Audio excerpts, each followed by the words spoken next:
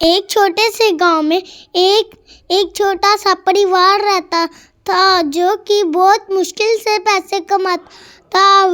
وہی پیسوں سے ان کا گھر چلتا تھا. یہ لوگ بہت غریب تھے. ایک کسان دروازے کے اوپر بیٹھا ہوا تھا. وہ اچانک دوڑنے لگا اور اچانک اسے کیا سوجا. وہ دوڑتے دوڑتے الٹ بازیاں لگانے لگا. اچانک کھیت نظر آنے لگے. کھیت کے بیچ سے ایک چھوٹا سا کچا راستہ دکھ رہا تھا جس سے گاؤں والے جا رہے تھے. کچا راستے کے جاتے جاتے ایک چھوٹی سی بستی آ گئی جس کے ارد گرد کھیت تھے اور اس بستی میں ایک گھر تھا. بستی کے تھوڑا سے باہر یہ گھر تھا. اس گھر کے باہر 2 مٹکے پڑے ہوئے تھے. یہ گھر جتنا باہر سے خوبصورت تھا اتنا ہی اندر سے خوبصورت تھا. اس گھر میں ایک بیڈ تھا، ایک چٹائی تھی اور ایک پردہ لگا ہوا تھا. 2 کھڑکیاں تھیں.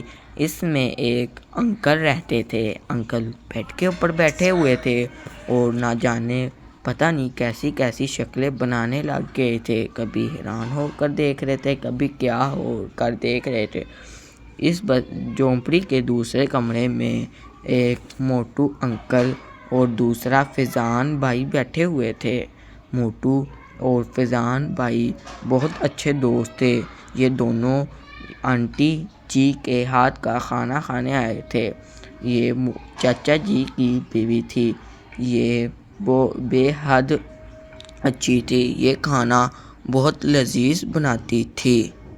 اچانک دوسرے گھر میں ایک باپ، ایک بیٹی اور ایک بھائی بیٹھا ہوا تھا. بیٹی اور باپ دونوں اپنے بھائی کو پیار کر رہے تھے. اچانک دروازے کی کھڑکی کھلی.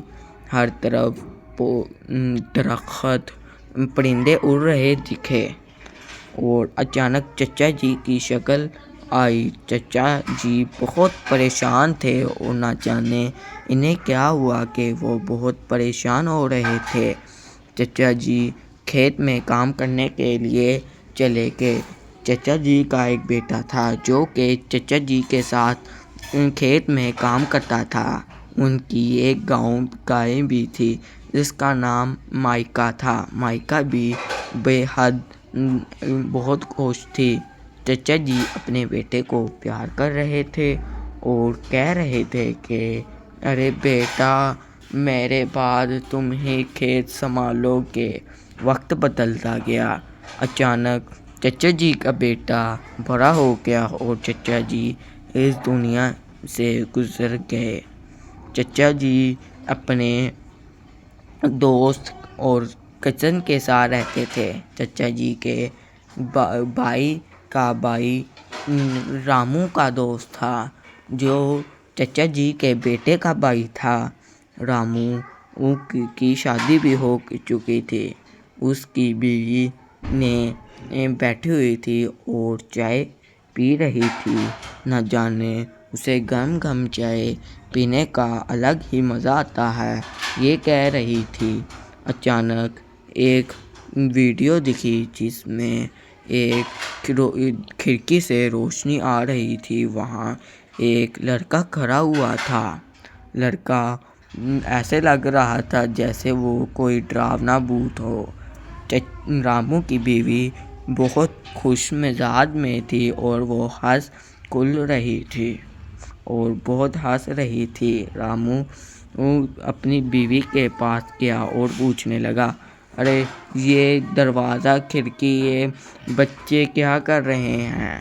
رامو کے بچے باہر کھیل رہے تھے اور مرغی کو پکڑنے کی کوشش کر رہے تھے. رامو کے بیٹے ڈکن، پکن اور چکن بہت اچھے دوست تھے. رامو بہت بڑی مشکل میں تھا کیونکہ اس کا کھیت اچھی طرح فصل نہیں دے رہا تھا. رامو ایک سنگنل ٹاول اوپر بیٹھا ہوا تھا.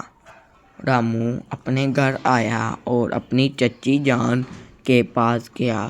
رامو چچی جان اور اپنی بیوی کے پاس آیا۔ چچی جان اور رامو کو بہت پیار